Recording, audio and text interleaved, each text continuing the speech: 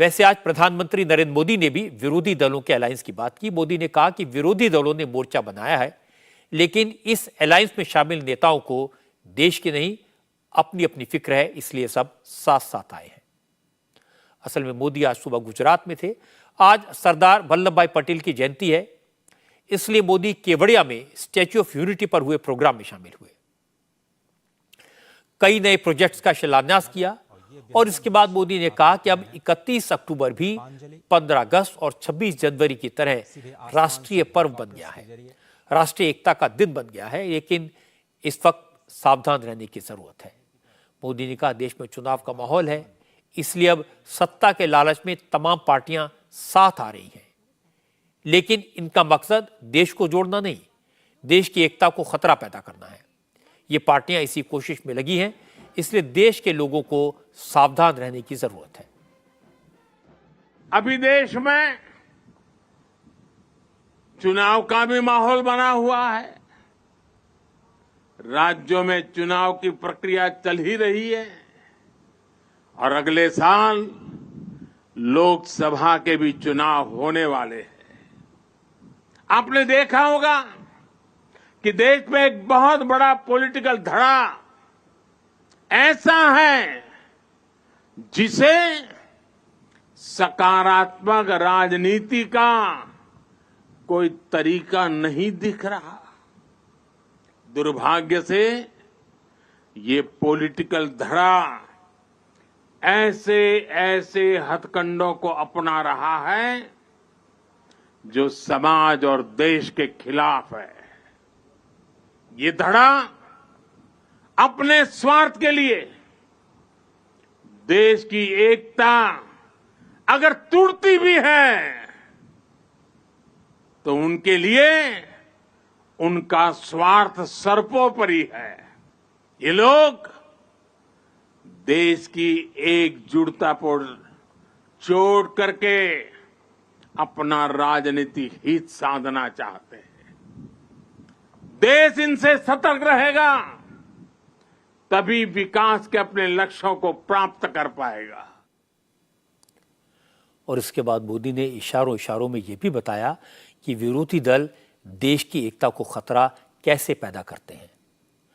प्रधानमंत्री ने कहा ये लोग जाति और मजहब के आधार पर लोगों को बांटना चाहते हैं।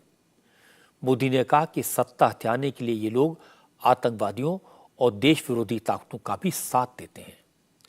मोदी ने किसी का नाम तो नहीं लिया, लेकिन कहा कि अपीजमेंट करने वालों से बचकर रहना, क्योंकि इन्हें देश हित की नहीं सिर्फ अपनी और अपने परिवार की फिक्र है। हमारी विकास यात्रा में सबसे बड़ी रुकावट है तुष्टीकरण की राजनीति। भारत के बीते कई दशक साक्षी हैं कि तुष्टीकरण करने वालों को आतंकवाद, उसकी भयानकता, उसकी विकरालता कभी दिखाई नहीं देता। तुष्टीकरण करने वालों को मानवता के दुश्मनों के साथ खड़े होने में संकोच नहीं हो रहा है। वो आतंकी गतिविधियों की जांच में कोताही करते हैं, वो देश विरोधी तत्वों पर सख्ती करने से बचते हैं। तुष्टीकरण की सोच इतनी खतरनाक है कि वो आतंकियों को बचाने के लिए अदालत तक पहुंच जाती है। ऐसी सोच से किसी समाज का भला नहीं हो सकता, इससे कभी देश का भी भला नहीं हो सकता।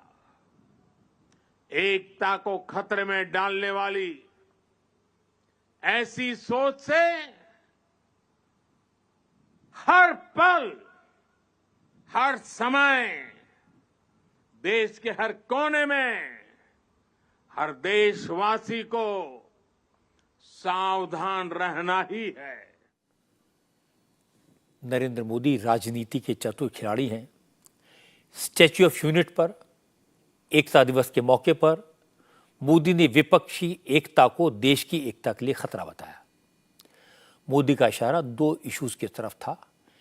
पहला तो इजराइल और हमास के बीच चल रही जंग के मुद्दे पर जिस तरह कांग्रेस ने हमास के मामले पर, उस पर हुए हमले पर चुप्पी साध ली और इजराइल के सपोर्ट पर मोदी को घेरा, उसके पीछे मंशा मुस्लिम वोटर्स को संतुष्ट करने की थी। ये अपीजमेंट की पॉलिसी मोदी ने इशारों में एक्सपोज कर दी। दूसरा, इंडिया अलायंस जातिगत जनगणना को बड़ा इशू बना रहा है। इसके पीछे मकसद समाज को अगड़े और पिछड़ों में बांटना है। आबादी के हिसाब से आरक्षण देने की बात कहकर जातियों को भड़काने की कोशिश है। मोदी ने इस तरफ भी इशारा किया और इसका उदाहरण महाराष्ट्र में साफ दिखाई दिया।